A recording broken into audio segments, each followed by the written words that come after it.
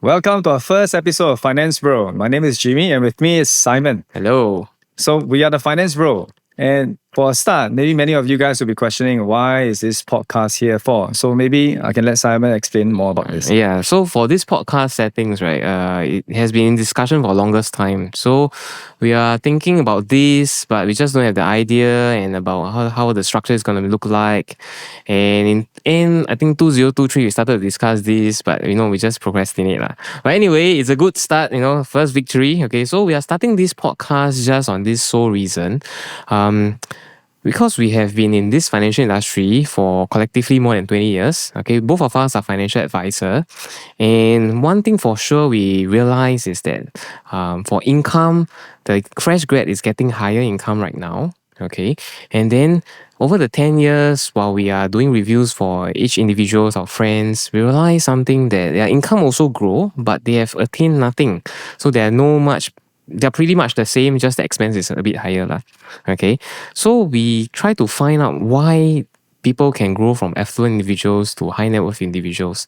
And then we realize that it's only through conversation with high net worth individuals, then we realize, how they get their wealth. We try to search online, we find social medias, Instagram, Facebook, podcasts, but not many people tell us how to move up one spectrum. And we just want to set up this podcast solely just to help people, as many people as possible, okay, to move one spectrum up, maybe from affluent individuals to high net worth individuals. So this is my main point. And how about you, Jimmy? Yeah, so I guess personal finance is not often taught in schools or anywhere. So as you progress in society, unless you're in the financial service industry, if not, you wouldn't really know much about handling your own finances. So we felt like there was a gap that we could close. And more importantly, we wanted to help the general public and as well as our own clients to make sure that they grow in the financial wealth status. And hopefully we can bring you up a notch as well as this podcast uncovers more each time. Yeah, so many a times when we go out there and dine out, we'll see some young people driving Porsche sports cars, and then we'll be thinking, how do they amass their wealth? Is it because they're taking money from their parents?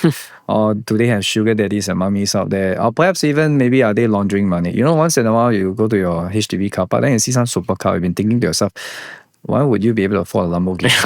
HDB. GTR. So you'll be thinking very hard. And my very first thought is this person doing a legal, legitimate business? And that's probably what most of you would think about what some of these affluent people might be. And you'll be surprised they might not be what you have been thinking about. And hence, today's episode, right, we're going to be deep diving into some myth surrounding all these affluent people. We're going to obviously explore whether or not are these money handed down or the misconceptions we might have over about building wealth from the scratch. So we're going to start on the first myth. It's called the golden spoon fallacy. So contrary to popular belief, not all affluent individuals inherit their wealth. So maybe Simon, you can share some stats on that. Yeah, I've done some research and I realized these very interesting articles. In 2019, Fidelity Investment has done this research and it shows that 88% of the millionaires are self-made, meaning they do not inherit any wealth from their parents. So how do these millionaires build their wealth? So in this article, they also share about some pointers that how they build and sustain their wealth. Okay, and I think these are the 4 points that we should also use or it should be our financial goals too. So the first point, okay, that they wrote is that invest in different places and avenues. So basically what it meant is just about diversify your investments, right? Basically, you don't invest in you don't put all the eggs inside one basket. So you reduce the risk just in case one particular investment doesn't do well. You still have many other things that can do better. By this, we don't mean buy 4D Toto or any different sort. Yes. If you have time, you can buy the Taylor Swift concert ticket, but no more already. Too bad. Okay. Anyway, the second point is have multiple streams of income, right? So many self-made millionaires have money coming from all the places. Okay. And while we are saying multiple streams, right, of course you can work very hard. You can get more part-times while you have one full-time. But how many of us have more than 24 hours, right? Probably only 24 hours. So what we mean that having multiple streams of income means that we have to have more passive incomes. So passive income can come from dividend from your investments, your rental income, or investments you have made in other business enterprise. Okay, if one income stream slows down, then there's another one that can take place. So this is what we call passive income. Okay, by having said that, right, if you have a business, like for example, a chicken rice business, right, and then you have to work from maybe 4 a.m. all the way until 7 p.m., that one is still active income. So how we measure passive income is that if you can don't work for 3 months at least, then you still have an income from some source, that's your passive income. Okay, so the third point is reduce expenses. Very simple as it sounds. Reduce expenses is all we have to do, right? To save more money. Yeah. But once we have the money, our tendency to really spend is quite high lah. For me, it's very true lah. Okay. So if you want to be a millionaire, you must be really aware about where you spend your money at. So eliminate unnecessary debt, eliminate unnecessary credit card charges or personal loans. Okay. And last but not least, save, save, and save. And this is very simple. Everyone knows that exercising regularly is very important, but how many of us really do that, right? So by saying that saving is the last point is the simplest, okay? But once your pay is in, you really have to set aside a portion of this pay for investment. So put your money work really hard for you. Okay, and many millionaires or most millionaires take their time to build their wealth. Okay, slow and steady is always the thing lah. And by slow and steady approach over decades, they achieve financial freedom. Okay, and what we call this slow and steady approach is called delayed gratification. Right, and this is a very interesting topic, and we will discuss more about the strategies that How Millionaire uses in the episode 2. Okay, let's move on to the myth number 2. Okay, so for myth number 2 is actually what we call lifestyle equals wealth. So we often associate luxurious lifestyle with affluent people, but is it a fair measure? So living standards don't always align with true wealth, and sometimes appearances can be deceiving. So let us explore what is truly defined as financial success. Simon? So in financial planning, the true health is actually measured by your net worth. Okay, so how net worth is that net worth is simply using your total asset minus away your total liability. Okay, so a positive net worth just means that you're financially healthy, but it doesn't mean you're financially free, right? So it's only when your passive income becomes more than your expenses, then you really truly living, you attain another level, and you are truly financially free. And this can be seen around everywhere. So if you own a very expensive car, okay, maybe like a Maserati or a Ferrari, but you are still on the car loan and you're paying it using your own income, active income, then you look very good, okay, but it doesn't mean that you're very rich, okay, because you're still paying a debt. So it's only when your expenses can be paid by your passive income, then you are truly rich. Yep.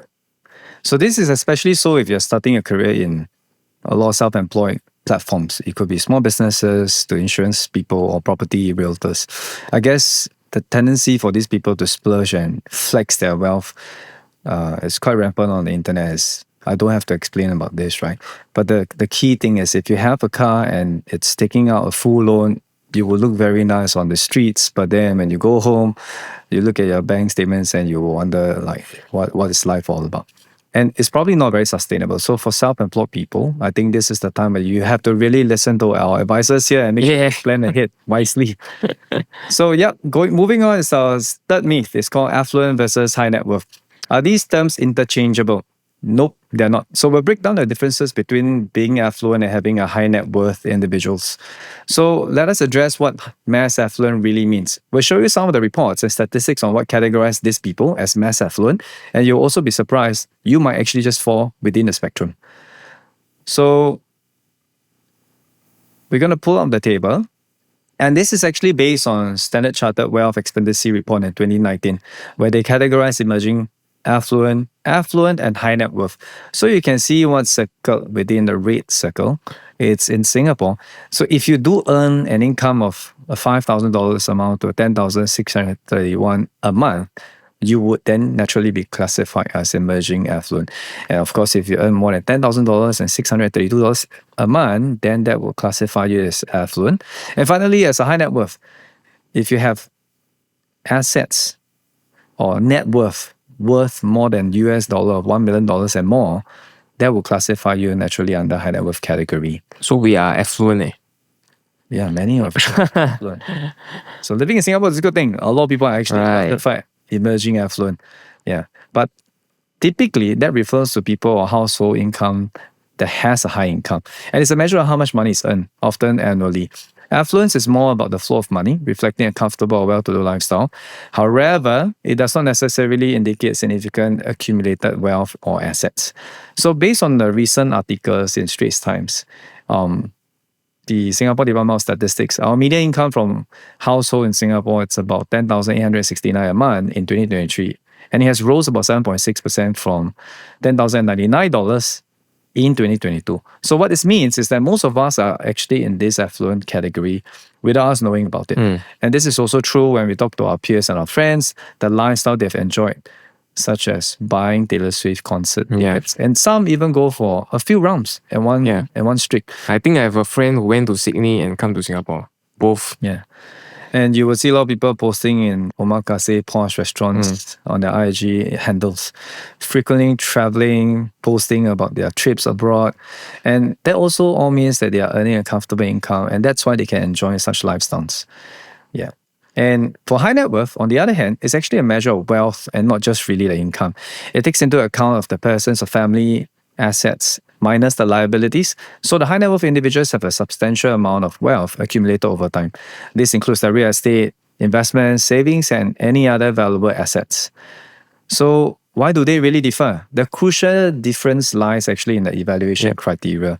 Affluence is primarily concerned with income that they earn, while high net worth considers the overall financial picture encompassing the assets and debt. So a person can be affluent, enjoying high income, yet not necessarily have a high net worth if they don't accumulate and retain significant assets. So guys, consider these two individuals. One with a high annual income that leads a lavish lifestyle, always posting on social media, and another with a very moderate income but have substantial investments that they have gained over the time. It could be any form. Stocks, equities, bonds, properties, and stuff like that. And this example highlights how their financial profiles differ, emphasizing that wealth is not solely determined by income. Yeah, so I think to just summarize the few points, right? I think affluent individuals and high net worth individuals, the main difference is being assessed by how are they being measured, right? So it's whether it's net worth and income or net worth, yeah. So what we want to do, right, is that solely just this podcast session this podcast episode or channel, we want to bring people who are affluent individuals really towards to the high net worth individuals to secure as many assets as possible along the way while they are working. And we have come to the end of our first episode, and I just want to summarize what we have discussed so far. Okay, at the first part, we talk about the first myth. It's about golden spoon fallacy. We always think that rich people inherit their wealth. There are some 富二代. Okay, but based on the research, it only shows that only 12% inherit their wealth, and most millionaires are self-made. And they do solely 4 things to achieve where they are. Okay, first is to diversify the investment. Second is to build passive income.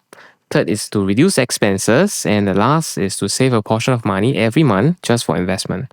So that's the first part. And move on to the second part. We understand that leading a luxurious lifestyle, having a good car, having a good place to stay doesn't equate wealth, right? Net worth is the real measure of your wealth.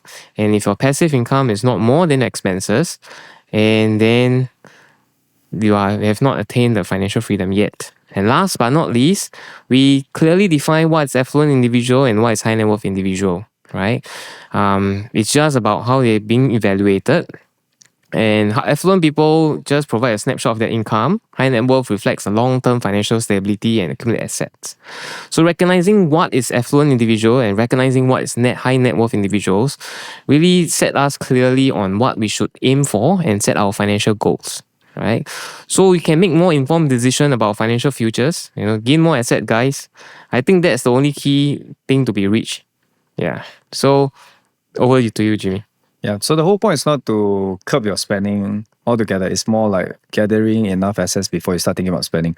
I guess the high net worth individuals are known for this specific mindset, where they build enough wealth and then they use the returns or the use from the investment assets to gain their lifestyle. So many of these people, when you put out your stuff on the internet, you will be quite misconceived because looking at this well-to-do people, spending that lifestyle away, some would think, oh, I could also do that. But the major difference is really one is spending income and the other one is spending investment returns. So, yep, that's all for today. Thank you for tuning in to Finance Bro. Don't forget to subscribe for more episodes where we'll unravel more mysteries of wealth. And as always, keep striving for your financial goals. Until next time, this is Jimmy and Simon signing off.